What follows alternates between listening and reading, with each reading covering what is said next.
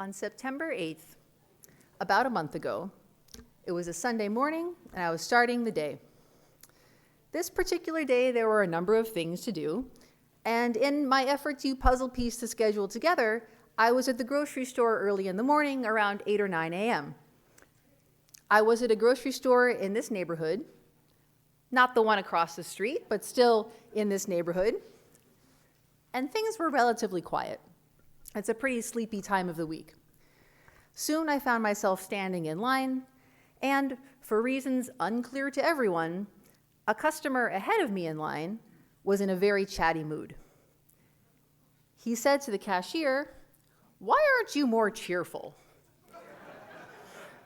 Oh boy, everyone around clearly started thinking. Body language stiffened up, people glanced away, the cashier said something half-hearted in her own defense, and the vibe got awkward. Everyone seemed to be thinking, we're almost done with this errand, we didn't really need this moment to happen this way, so let's just keep on going. Then the chatty customer spoke again. "Well, there's a lot of things going on in the world to be upset about. Do you know?"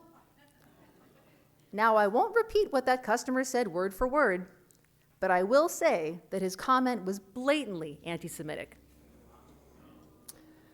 Of course, my whole mind, body, and soul instantly went on alert. My first thought was for my safety. Am I doing anything right now that makes me look Jewish? I was wearing a necklace made in Israel, but it wasn't a Magen David, a Jewish star. I was dressed and ready for a full day of rabbiing, but I wasn't wearing a kippah. I looked at my groceries on the conveyor belt in front of me and remembered I was trying to buy, among other things, 2 boxes of Shabbos candles. I looked at my chatty fellow customer, I looked back at my groceries, and I made a quick assessment that even if he were to notice my Shabbos candles, he probably wouldn't make the connection between the candles and me being Jewish. Then I looked around at the other customers. Is there anyone else Jewish here? I thought. Maybe that few customers behind me is Jewish, but then again, maybe not. I looked back at my Shabbos candles. I looked back at the chatty customer. Somehow he and the cashier were finishing their interaction on a seemingly appropriate note, and a moment after that, he had left the store. I took a deep breath. Welcome to American Jewish life after October 7th. These moments of daily anti-Semitic experience, which are absolutely unacceptable, are now part of our lives and the lives of our Jewish friends. I imagine at least some of us, maybe even many of us, have had multiple experiences like this in the past year in our own neighborhood, the place we call home. I know I have. Now for our Adat Shalom community, as we are in West LA, we have an additional layer of awareness of the situation, an additional layer of concern. We are just down the street from a major university, UCLA, and just a couple miles away from us is another major university, USC.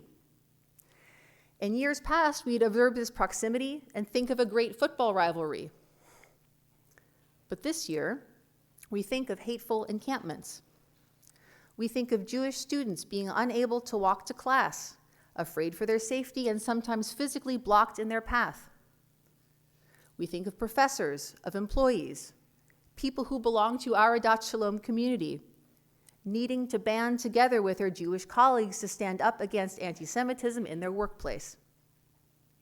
We think of our children, our grandchildren, our friends, who are college students at UCLA, at USC, at other campuses in our country. And we are rightly concerned. We may even be afraid. In the middle of August, I received an email from a colleague, a rabbi I met through Rabbis United, a division of Stand With Us, an international and nonpartisan organization with headquarters here in Los Angeles that supports Israel and fights anti-Semitism. It was one of those emails that right away you see the subject line and you know it's important. I opened it up and saw that it was an invitation to observe a focus group of college students on campuses throughout the country. I would have the opportunity to hear them share their experiences, their concerns, their thoughts, and their hopes. Right away, I responded yes and cleared my calendar. And when the day arrived and the conversation began, I knew right away that I would want, that I would need to share my learning from that session with all of you. The first question the moderator asked the students was, how does it feel to be a Jewish student on campus? The 23 students on the call were instructed to answer in just one sentence. Here's what they said. It's fast-moving, nerve-wracking, complicated. I'm loved and hated. It's complex, terrifying. It's a full-time job I didn't sign up for. It's stressful. It's unpredictable. It's like living a double life. It's anxiety-inducing. It's definitely been hard. I'm on high alert. I'm on edge. It's unpleasant. It's difficult. It's frustrating. I'm disappointed in faculty and university leadership. It's confusing. It's scary. It's way harder than it should be. It's moments of pride and hope mixed with caution, with fear of sharing one's viewpoint, one's identity in the classroom. Of the 23 universities represented, students from 21 of those universities gave an answer to the question indicating their experience on campus was not good. Just 2 students from just 2 universities shared that to be a Jewish student on campus today was pretty normal, was good overall. Of the 23 students on the call, only 3 said that their campus was a place where they felt completely safe. The call was scheduled to last for 90 minutes, and it went on for close to 2 hours. So much was discussed, so many personal stories shared. There were moments of despair and moments of profound hope. Here are 4 key takeaways. First, our students are not just witnessing anti-Semitism, they are personally experiencing the worst of anti-Semitism. Their fraternity houses are being vandalized. They are experiencing verbal and physical assaults. One student shared that after October 7th, a stalker started following her and stole her online identity to post anti-Semitic content. Her roommates, knowing she kept kosher, used her dishes to cook non-kosher food. Another student spoke about the anti-Semitic slurs hurled at him and his friends just in the course of walking around on campus. Multiple students spoke about their friends and their peers experiencing injuries that required hospitalization. Now, the second takeaway, which follows from the first. Standing up to anti-Semitism, and sometimes just being visibly Jewish, puts them in physical jeopardy. One student shared that she wears a necklace with her Hebrew name on it every day, but when she walks across campus, when she sits in class, she hides it. She doesn't want to hide, but she's afraid for her safety. Another student said he would do all he could to stand up to anti-Semitism, but when it's a 10-to-1 situation and it's hard to find others to stand beside you, it's harder. A third student shared her experience at a pro-Israel rally on her campus when she was grabbed violently by the arm by anti-Israel counter-protesters. Her classmates, brothers in the Jewish fraternity on campus, immediately came to her aid and the counter-protesters left. Yet another student said that if it was just him and a mob of violent protesters, he would be there with the biggest Israeli flag he could find. Across all these reactions, there's a common thread. All these students know that they are being targeted. All these students walk out the door to their dorm room expecting to be targeted. The third takeaway, universities are failing to support Jewish students in this moment when they need it most. One student, after experiencing harassment from her roommates and being threatened by a stalker, turned to her university for support. they didn't back her up.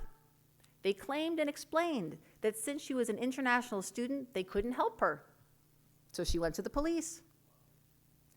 She said when asked what her university could do to support Jewish students, that the administration should make it clear that it is not okay to treat Jewish students like this. Another student on a completely different campus had a similar experience after being targeted for her pro-Israel activism. The university refused to provide her with support after she had been threatened, and ultimately, police were stationed outside her home throughout the night to prevent her from being violently attacked. Two different students, again on two completely different campuses, said that their universities need to hold students accountable.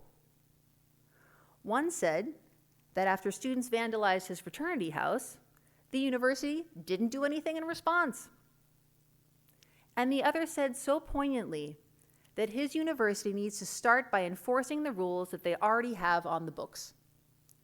He said a student was assaulted and the administration didn't do anything. They need to enforce the rules they already have before doing anything else. And meanwhile, university professors in the classroom are using their platform to teach anti-Semitism.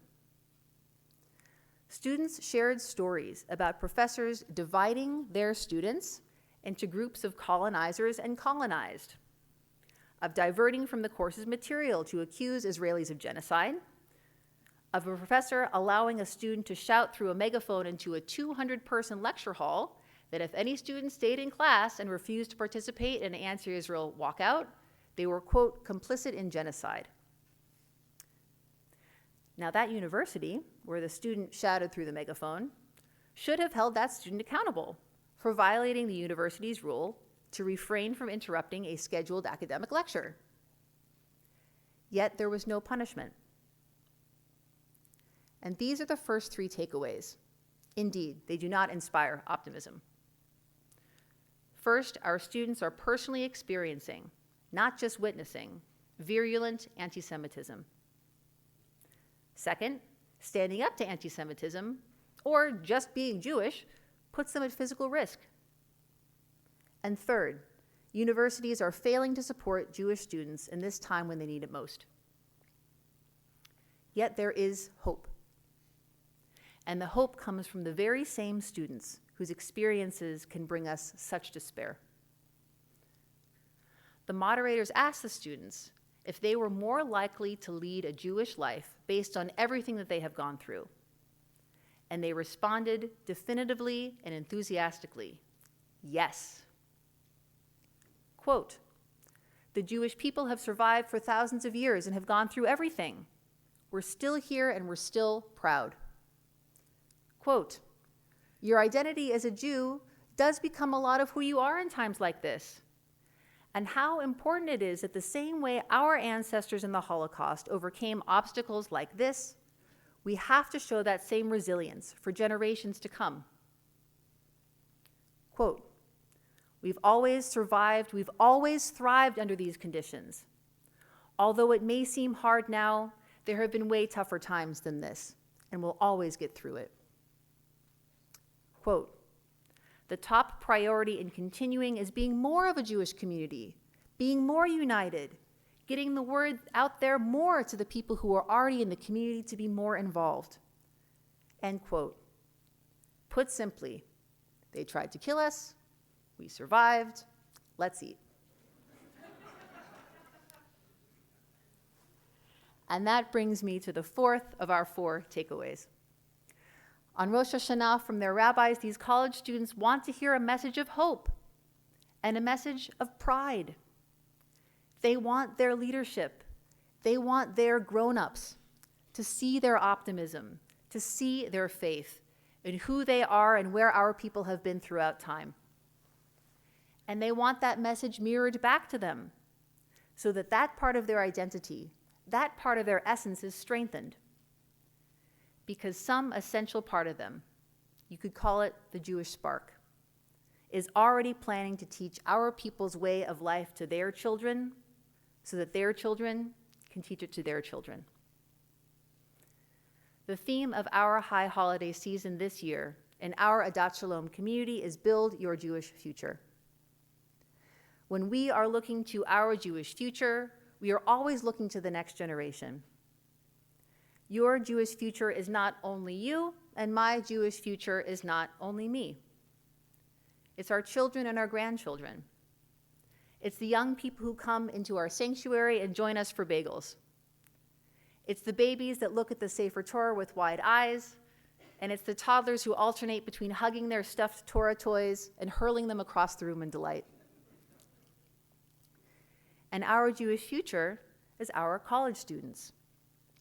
We have to remind ourselves, these courageous young people who stand up in support of Israel, who join Jewish fraternities and sororities, who eat in kosher dining halls, they're barely 5 years removed from their bar and bat mitzvahs.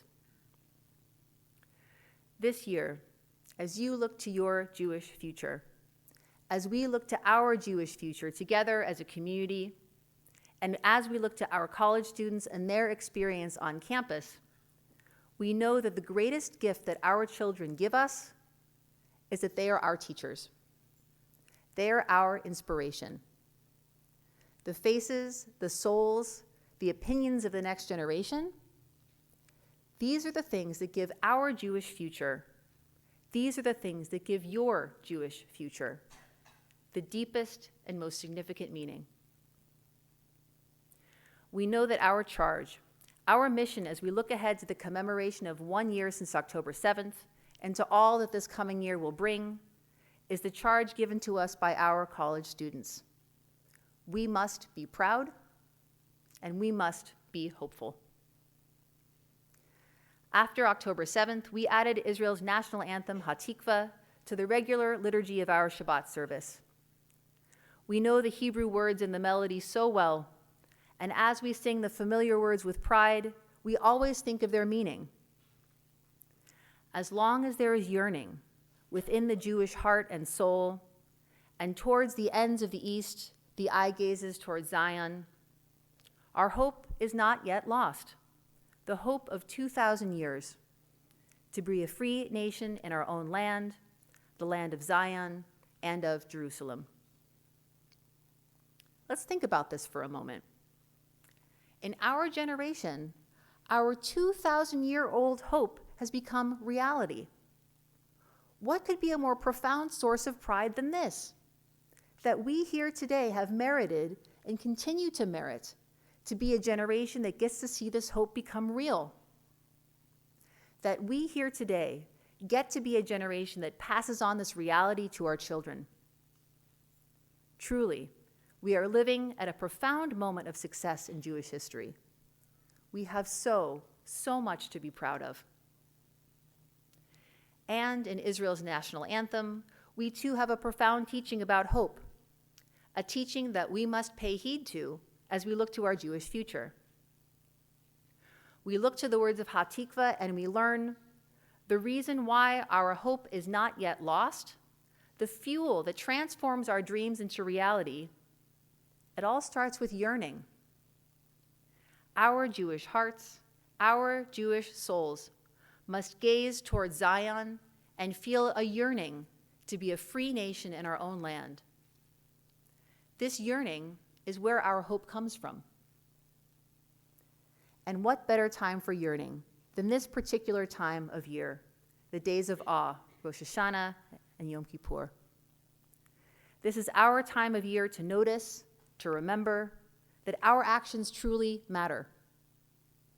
This is our time of year to reflect on our present and to come to awareness that there is plenty to be concerned about, but more than that, there are profound reasons to be proud. And this is our time of year to remember that yearning gives rise to hope, to remember that the deepest desires of the Jewish soul always lead us to action, that this year our dreams can indeed be realized. Perhaps when we walk outside these doors today, we'll see a world that is not so different from how it's ever been. Yet we know that when we walk outside these doors today, we will be different.